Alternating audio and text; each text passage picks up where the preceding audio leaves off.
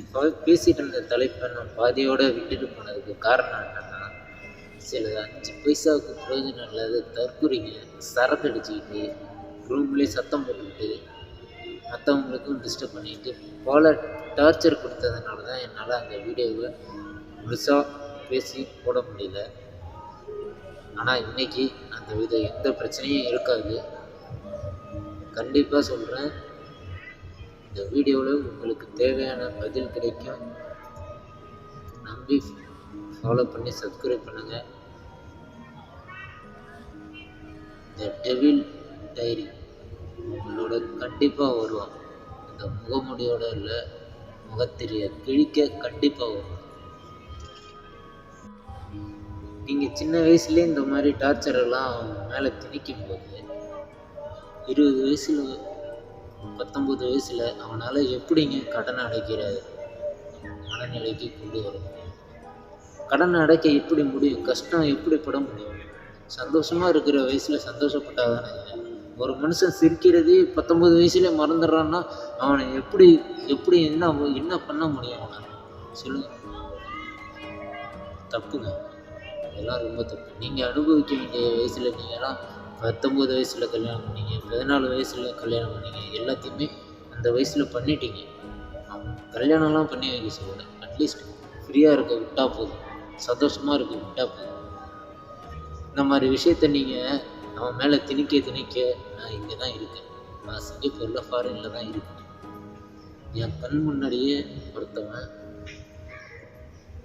டொமெண்ட்ரியில் இருந்து வீட்டில் கொடுக்குற டார்ச்சர் தாங்க முடியாமல் 23 வயசு பையன் ஜன்னல்ல இருந்து நைட்டு 2 மணிக்கு தூக்கு போட்டு தொங்கி வெளிப்பக்கமாக விழுந்திருக்கான்.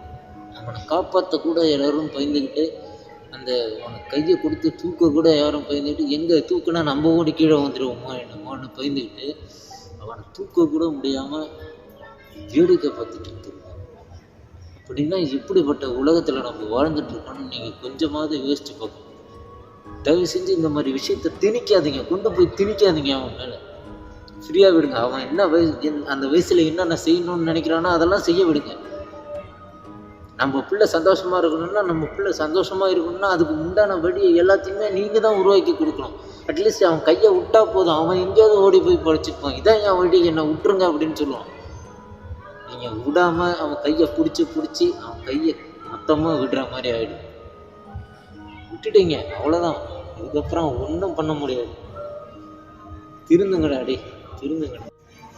அவனோட பணத்துக்கு முன்னாடி போய் நின்றுட்டு அவங்க அம்மா என்ன சொல்கிறாங்கன்னா, என் பிள்ளை வந்தால் போதுன்னு சொல்லி அழுகுறாங்க. அழுது என்ன பண்ணி எப்படி வருவான்?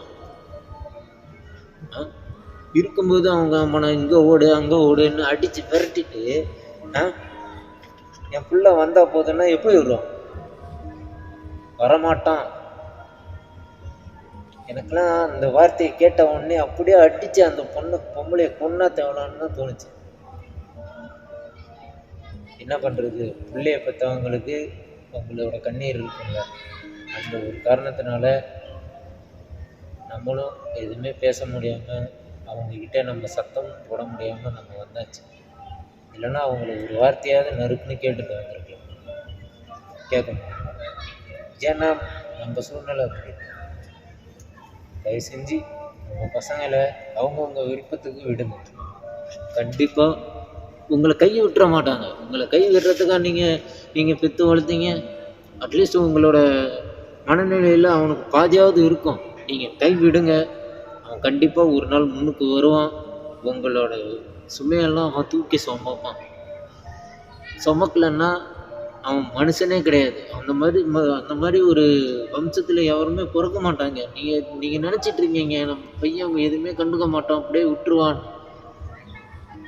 அப்படி எப்படிங்க விடுவான்? நீங்கள் அவனை பற்றி நினைக்கும் போது, அவன் என் பையன் அப்படின்னு நினைக்கும் போது, அவன் என் அப்பா அம்மா அப்படின்னு ஒரு நாள் நினைக்க மாட்டானா? நினைப்பாங்க. அவன் இஷ்டத்துக்கு அவனை வாழ விடும். நான் சும்மா 15 லட்சம் எனக்கு கடன் இருக்கு. நான் இல்லைன்னா சொல்லலை, 15 லட்சம் கடன். அந்த 15 லட்சத்தை நான் என்ன பண்ணுறது ஏது பண்ணுறதுன்னு அடைக்க வழி தெரியாமல் இன்னமும் திண்டாடிட்டு இருக்கேன். அதெல்லாம் யார்கிட்டையாவது நம்ம போய் சொல்ல முடியுமா? சொல்ல முடியாது. என் மேலே திணிச்சது எங்கள் அப்பா அம்மா பண்ண தப்பு. அதே போல் நீங்கள் உங்கள் அப்பா அம்மா திணிக்கிறாங்கன்னா நீங்கள் வந்து வீட்டில் சொல்லுங்கள், கண்டிப்பாக திணிக்காதீங்க, என் மேலே திணிக்காதீங்க, என் மேலே அப்படி என்ன உங்களுக்கு கோவம்னு கண்டிப்பாக எதிர்த்து கேளுங்க. எதிர்த்து கேட்டிங்கன்னா ஒவ்வொரு நாளும் அவங்க பட்ட கஷ்டத்தில் உன் மேலே திணிக்கணும்னு ஒரு எண்ணம் வர அளவுக்கு நீங்கள் போய் பேசுனீங்கன்னா கண்டிப்பாக உங்களுக்கு தேவையானது நடக்கும். அழுகுற பிள்ளை தான் பால் குடிக்கும்னு சொல்லுவாங்க. அட்லீஸ்ட் நீங்கள் அழுவாதீங்க அப்படின்னு சொல்கிறதுக்காவது உங்கள் வீட்டில் ஆள் இருக்கிற அளவுக்கு நீங்கள் தான் பேசணும், நீங்கள் தான் ஏதாவது ட்ரை பண்ணணும். தயவு செஞ்சு டீனேஜ் பசங்க உங்கள் வீட்டில் இந்த மாதிரி கட்டாயத்துக்கு ஆளாக வரீங்கன்னா எதிர்த்து கேள்வி கேளுங்க. சரி, நாடு நல்லா இருந்தால் தானே வீடு நல்லா இருக்கும். அது எப்படி சொல்லுவா இருக்கும்? இவங்க பண்ணுற வேலையெல்லாம் இப்போது நம்ம நாட்டை சொல்கிறோம், நாட்டை தான் நான் குறிப்பிட்டு சொல்கிறேன். இவங்க நம்ம நாட்டில் இருக்க ஒரு கழிசடைகளை இந்த மாதிரி இருக்குன்னா நம்ம எப்படி திருந்த போகிறோம்? நம்ம இருக்கிற இடத்த சுத்தமாக வச்சுக்கிட்டா கண்டிப்பாக நாடு சுத்தமாகும். இப்போது அஜித்துன்ற ஒரு பையனை வேற அடித்து கொலை பண்ணியிருக்காங்க. அந்த விஷயத்தை தான் நான் சொல்ல வரேன். நாடே கழிச்சடையாக இருக்குது. நீங்கள் நல்லது என்னை இவன் அடிக்கிறான் அப்படின்னு போய் கம்ப்ளைண்ட் பண்ணி என்னை காப்பாற்றுங்கன்னு சொல்கிற அளவுக்கு கூட நம்ம நாடு இல்லை. அப்படின்னா யாரை நம்புறது? நம்ம சொல்லுங்கள், நம்மளை நாம தான் நம்பணும். அதுக்காக சொல்கிறேன், எந்த விஷயத்தையும் நம்ம மனசுக்குள்ளாரையே போட்டு பதிச்சிக்காதீங்க. நம்மளை சுற்றி உள்ள கெட்டது நடக்குதுன்னா அதை விட்டு ஒதுங்கி போய் அதுக்கான தீர்வு என்ன அப்படின்னு யோசிச்சிங்கன்னா கண்டிப்பாக தீர்வு கிடைக்கும். எல்லா கதையும் அடைச்சே வச்சுருக்காதீங்க, கொஞ்சமாவது திறந்து வைங்க. அப்போ தான் தப்பிச்சு ஓடவாது வழி கிடைக்கும்.